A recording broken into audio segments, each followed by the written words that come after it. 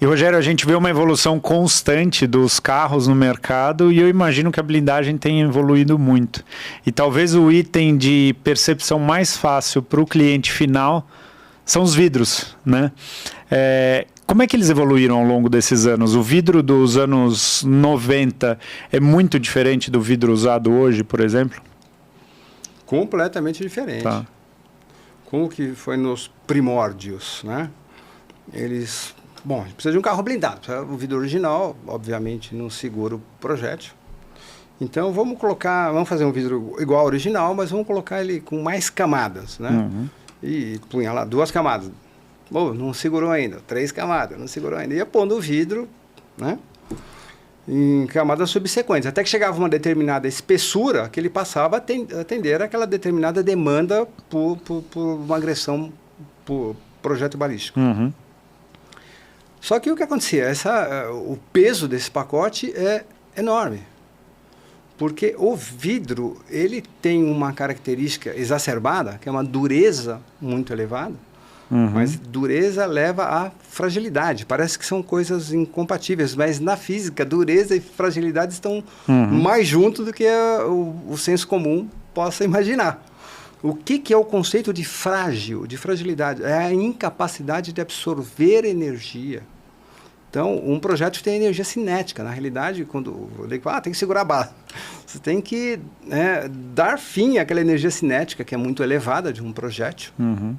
E você tem que absorver aquela energia para que ele não transponha. Então, o vidro era muito incompetente para isso. Ele precisava de muito vidro, muito peso. Aí os caras perceberam que no mercado aeronáutico, alguém há muito tempo já tinha colocado lá alguns polímeros integrados a essa camada de vidro, que diminuía porque na aeronáutica, essa questão da transparência aeronáutica é uma... Porque o cara está andando a 1.000 km por hora, e se tiver um granizo lá de 5 quilos, que existe em altitude, lógico. Imagina a energia cinética relativa desse granizo Esse a impacto, 1.000 km por hora. Um vidro não pode parar no peito do piloto. Ele tem que ser contido, né? Então, a tecnologia das transparências aeronáuticas é uma tecnologia muito evoluída. E eles perceberam que isso era um conjunto de polímeros e vidro, agregados ao vidro. Falaram, opa, vamos usar isso no carro. Só que no avião, o projeto do avião eram vidros planos e pequenos, segmentos de vidro planos, né? E no carro era curvado. E quando foram curvar esses plásticos junto com o vidro, deu uma salada, distorção, delaminação, um monte de problema. Mas perceberam que estava ali a solução, porque, por outro lado, diminuía drasticamente o peso do vidro, para 1/3 do que você tinha de peso. Porque ele diminuía a espessura para menos da metade. Só que tem uma questão, que todo mundo relaciona peso de vidro com espessura. Mas tem um outro fator que é muito importante e muito variável, que é a densidade média daquelas lâminas que estão lá. Então, com o tempo, o pessoal foi aprendendo a usar essas lâminas, passando por situações... começo dos anos 2000, muita delaminação, muita distorção, tinha muita reclamação do cliente, né? Alguns fenômenos ópticos indesejados, eles ainda ocorrem com o vidro blindado, porque ele sempre vai ter uma espessura maior. Na realidade, por exemplo, difração, que causa uma dupla imagem, ele ocorre com qualquer vidro. Mas um vidro original de um carro tem 4 a 5 milímetros no para-brisa, 6, se muito. O blindado sempre vai ter uma espessura muito maior. E quando você coloca os polímeros têm uma diferença de velocidade da luz maior, a difração é maior neles. Então você vai ter mais problemas ópticos que são inerentes ao vidro blindado. Então, o mercado conseguiu, os fabricantes, a indústria conseguiu lidar bem com isso, aprimorar bastante isso. Mas, por exemplo, dupla imagem é um fenômeno físico. A gente fala, mas eu não quero dupla imagem. Falo, então você não vai usar um vidro blindado. Porque a física existe, está aí, né? Não tem como brigar contra a física, né? Então, é um fenômeno, incomoda algumas pessoas. Mas depois você fala, mas eu tinha um carro que não tinha dupla imagem. A dupla imagem, por exemplo, os fenômenos ópticos são muito relacionados ao ângulo de incidência da luz. Então, a inclinação do vidro e a curvatura do vidro, ele influencia na dupla imagem. Então, determinado veículo tem menos, outros têm mais, mas isso é inerente a essas variáveis que vão resultar numa dupla imagem, um fenômeno óptico não desejado. Mas, enfim, no começo, o percentual de polímeros no vidro era mais ou menos de 10%. Mais ou menos isso. Isso foi evoluindo. Hoje pode chegar a 40%. Então, Caramba. você tem um vidro... vale a pena aqui falar de uma lenda do mercado. Em algum momento lá atrás, falou, olha, tem um vidro de 17 milímetros, nível 3A. E eu quero esse vidro de 17, porque eu tenho uma proposta aqui do seu concorrente que me colocou um vidro de 17 milímetros. A minha resposta é, olha, até hoje eu nunca vi um RETEX, que é o documento do Exército que aprova um vidro, um RETEX válido para um vidro nível ABNT NBR 15000 3A que tenha 17 milímetros. Não existe isso. Ah, mas falou que tem, sim, mas eu estou pondo no papel e assinando embaixo com o meu CREA, tudo que não existe. Mas existe sim vidros mais leves, só que essa leveza ela é conseguida com alguma redução de espessura, mas com uma redução, é um ponto que nunca é citado, mas com uma redução também da densidade média, já que os polímeros têm um pouco menos da metade da densidade do vidro. O vidro é 2,5 e os polímeros vai ser 1,1 a 1,22, por aí. Então, variando de polímero para polímero. Policarbonato, polivinilbutiral, poliuretano, são vários polímeros técnicos, né?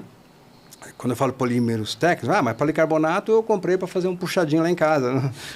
Tem policarbonato e policarbonato. O policarbonato com grade óptico para a indústria automotiva é um policarbonato que é fabricado numa fábrica, numa máquina daquela fábrica, não sei aonde. Super e, obviamente, específico. ele custa 20 vezes mais caro ou 30 vezes mais caro que esse que vende no depósito de material de construção. Embora ambos sejam realmente policarbonatos. Né? Mas tem essa diferença do grade, da parte de qualidade óptica. Né? O anti-scratch, que é o anti-risco. Tem uma série de tecnologias que são aplicadas para fazer um vidro blindado. Então, isso foi evoluindo ao longo do tempo. Um vidro que tinha um peso por metro quadrado de mais de 50 quilos por metro quadrado, hoje baixou de 35. Então, você tem uma redução, sim, de peso do vidro. E os principais fabricantes, aqueles com muita reputação, que têm os seus produtos instalados em blindagens originais de fábrica, fora do Brasil, inclusive, né, ou indústria aeroespacial, esses fabricantes que estão no Brasil, que hoje o Brasil é um polo de tecnologia, principalmente na parte de transparências blindadas, de segurança, que são os blindados, né? Então, tem alguns fabricantes com essa tecnologia bastante evoluída. Praticamente, eles foram lançando esses produtos com maior percentual, com menor densidade média, né, com uma qualidade de durabilidade maior, com uma qualidade óptica também superior, embora, por natureza, seja um desafio constante. A dupla imagem ainda existe, algum grau de distorção nas bordas ainda existe, mas existem normas que regulam isso. Né, mas está cada vez melhor, cada vez evoluindo.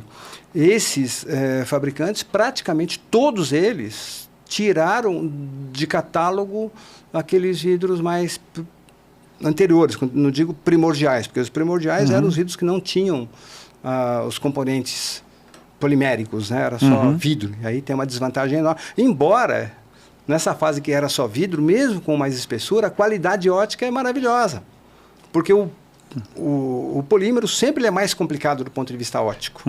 Sempre ele induz problemas de processo de produção, ele dá mais perda de produção, ele tem tendência a todos os problemas que o vidro blindado tem, ele tem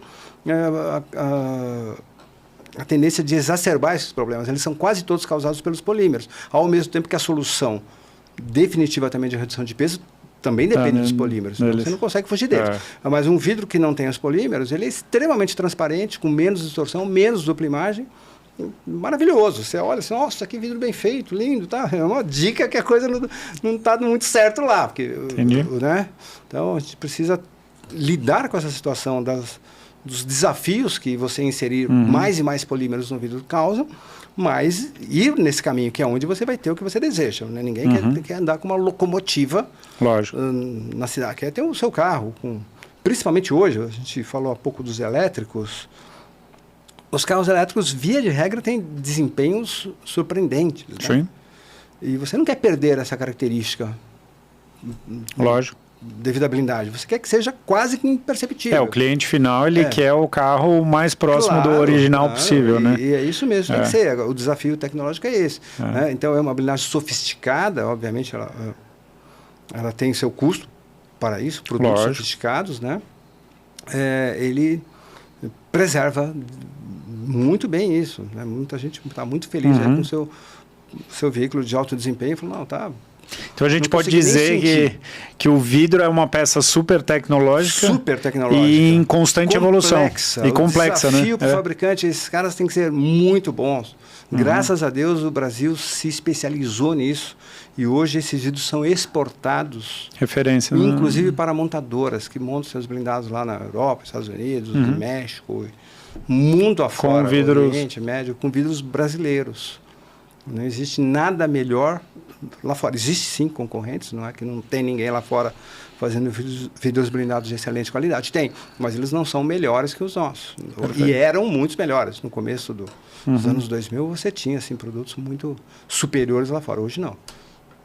Perfeito, muito interessante.